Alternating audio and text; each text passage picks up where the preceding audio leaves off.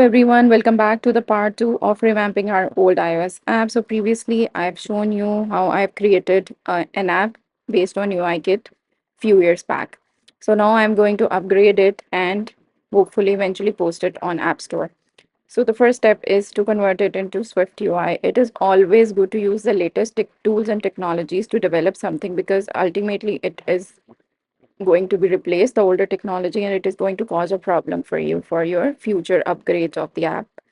So I took almost 4 to 5 hours to create this much part of the app. I restructured it, put it to GitHub, and done several other things. So first of all, this is the product structure that I'm going to use here.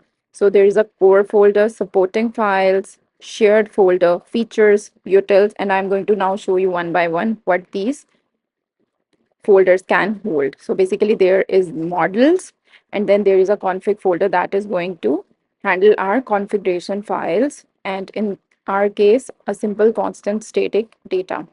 Then there are supporting files that contains assets, and in resources you can add your font files. In shared I'm using all of the files and classes that are shared between the code. So we have colors and spacing files here. Then we have some extensions and other utility functions and classes inside the utils.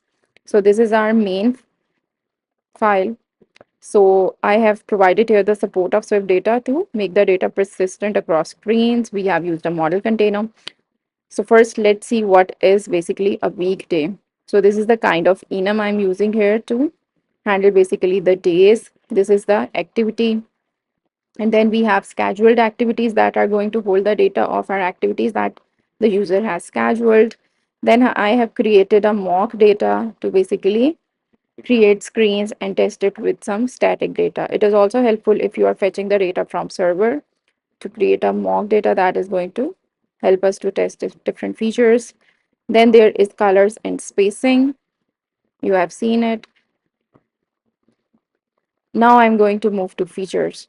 So in the progress page, I have created nothing. It is a default page. And this is the progress view that I'm using on our home page.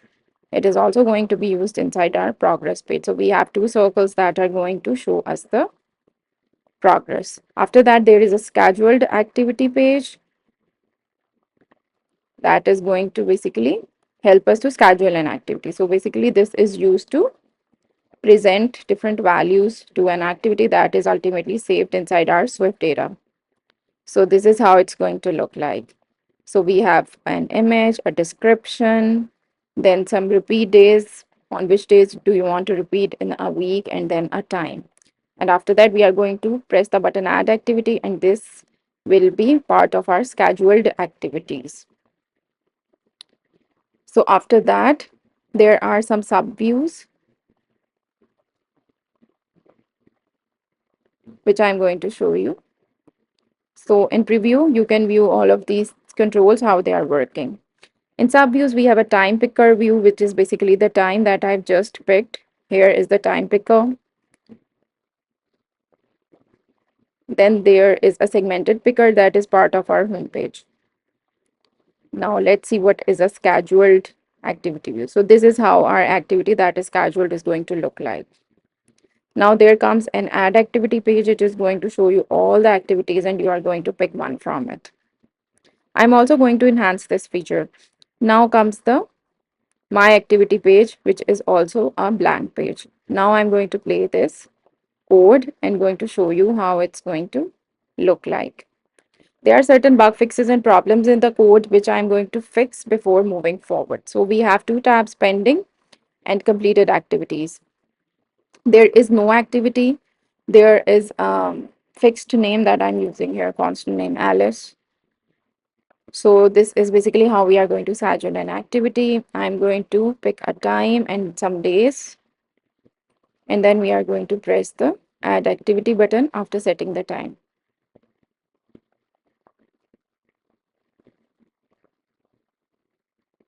So basically in the evening, we usually take care of the plants, water them, or whatever pruning you want to do. So here is the pending task, and we have nothing in the completed tasks. So it is going to show you a time. It is also going to generate the notification at that time. And we are going to click it and mark as done when we are done with the task. So it will move to the completed tab and our progress is going to be filled. Now I'm also going to add another activity. You can pick anyone that you want. You can also give the user option to create custom activities.